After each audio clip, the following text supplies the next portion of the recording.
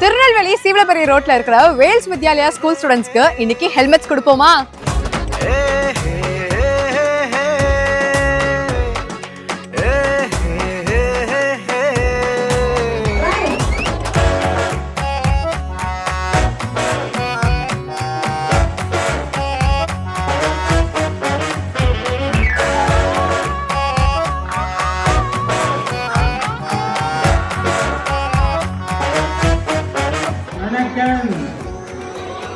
Helmet போடணும்.